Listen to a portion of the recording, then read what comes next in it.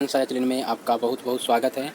आज मैं आपके समक्ष दो नोटिफिकेशन आपके समक्ष इस वीडियो में रखूंगा। पहला नोटिफिकेशन है कि जो 2011 के बाद टीईटी का प्रमाण पत्र उनका जीवन भर के लिए वैध कर दिया जाएगा, जो 2011 से पास है, और उनके पुराने टीईटी प्रमाण पत्र जो है वो जमा करके उसकी जगह पर नया दिया जाएगा। एक ये है। दूसरी नंबर है कि आपका बिहार विद्यालय परीक्षा समिति पटना के द्वारा आपका STET पेपर 1 यानी कि 9 से 10 और पेपर 2 यानी कि 11 से 12 दो पेपर का आपका STET होगा, जिसके लिए नोटिफिकेशन भी आ चुकी है। और इस दोनों अपडेट के लिए मैं आपके समक्ष इस वीडियो में रखूँगा कि क्या है इसमें एलिजिबिलिटी और क्या है इसकी फ़ायदा। ये सारे तमाम जानकारी मैं आपको इस वीडियो में बताऊँगा। वीडियो में बने रहें। पहले मैं आपको टीईटी के बारे में बतला देता हूं। जो वेस्ट बंगाल टीईटी 2011 के बाद जो पास किए हैं उनके प्रमाण पत्र की वैधता के बारे में बात कर रहे हैं। ये जो न्यूज़ कटिंग है प्रभात खबर की है, और इसमें है क्या, मैं आपको पढ़ के सुना देता हूं। कलकत्ता उच्च न्यायालय को SSC ने सूचित किया है कि उच्च प्राथमिक अर्थात कक्षा 5 से 8 तक के लिए 2011 के बाद जारी किए गए सभी टीईटी प्रमाण पत्र जीवन भर के लिए वैध रहेंगे, और इसे लेकर SSC की ओर से एक अधिसूचना जारी की गई है। अभी तक सर्टिफिकेट 7 साल के लिए वैध होता था, लेकिन NCET की गाइडलाइंस के मुताबिक इस राज्य में भी आजीवन प्रमाण पत्र की वैधता को लेकर हाई कोर्ट की जस्टिस विश्वजीत बोस की बेंच में केस दायर किया गया था।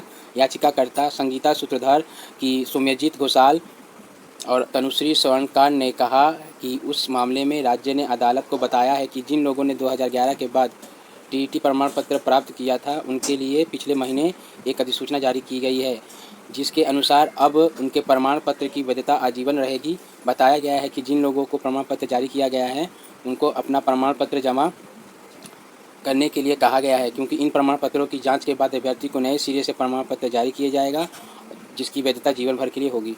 कक्षा 5 से 8 के लिए 2011 में जो पास टीईटी अभ्यर्थी है उनके लिए ये न्यूज है, जो कि प्रमाण पत्र दोबारा दिया जाएगा पुराना वापस करके, जो कि नया वाला में आपका आजीवन तक वैध रहने की बात कही जा रही है।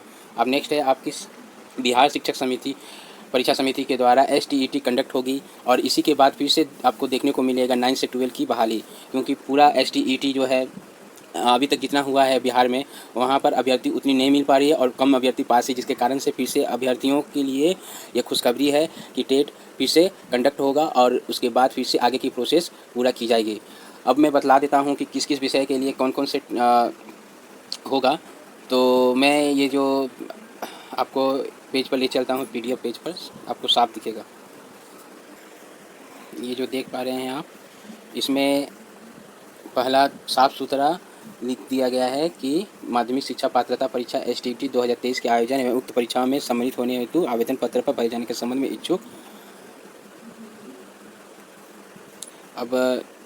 इच्छुक अभ्यर्थियों के लिए आवश्यक सूचना।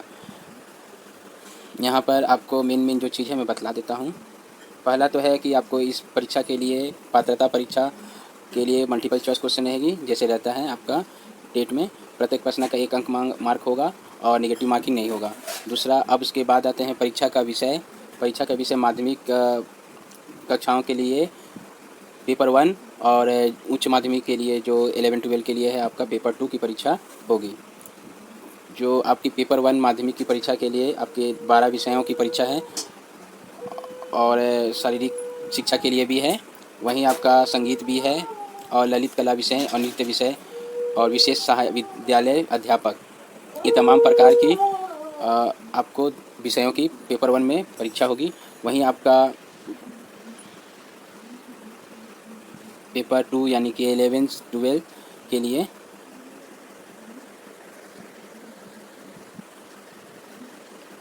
के लिए आपको हिंदी, उर्दू, अंग्रेजी ये सब मिलाकर आपको यहाँ पर 24 विषयों की परीक्षा है। और उसके बाद वाणिज्य विषय के लिए वाणिज्य विषय, कंप्यूटर साइंस के लिए कंप्यूटर साइंस, और कृषि विषय और संगीत विषय, इन विषयों की पेपर 2 के लिए परीक्षा होगी। सबकी एलिजिबिलिटी क्या है वो दे दी गई है।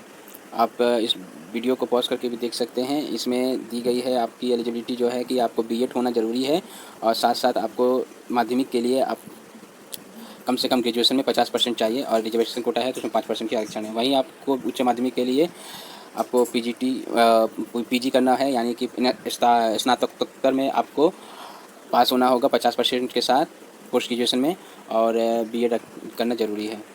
इसके पास करने के बाद आपको क्या है कि फिर नेक्स्ट जो एग्ज़ाम हो रही है बिहार पब्लिक सर्विस कमीशन के द्वारा, उसमें बैठेंगे, तब उसके बाद आप सहायक अध्यापक बन पाएंगे।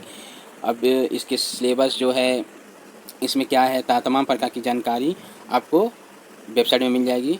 फॉर्म के लिए आपको कितना लग रहा है और उम्र कितना है, ये साथ तमाम प्रकार की जानकारी दी गई है। फॉर्म पहले तो उम्र जान लीजिए कि 37 वर्ष है, महिलाओं के लिए 40 वर्ष है जनरल, और जो पिछड़ा वर्ग के लिए सबके लिए अलग अलग है, 40 वर्ष, महिलाओं के लिए 40 वर्ष, अति पिछड़ा वर्ग, अनुसूचित जाति के लिए 42 वर्ष और अनुसूचित जनजाति के लिए 42 वर्ष है।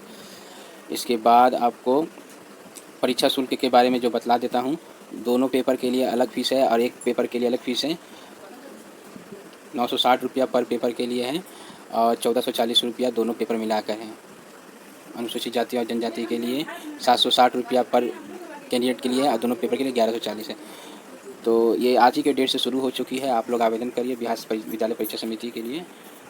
बिहार विद्यालय परीक्षा समिति पटना की जो वेबसाइट है उसमें जाकर आप अपना एसटीईटी की परीक्षा के लिए फॉर्म भर सकते हैं। तमाम जानकारी के लिए आपको अच्छा लगा हो तो वीडियो जरूर लाइक, चैनल को सब्सक्राइब और शेयर करना ना भूलें। आप सभी का पूरा वीडियो सुनने देखने के लिए बहुत बहुत धन्यवाद।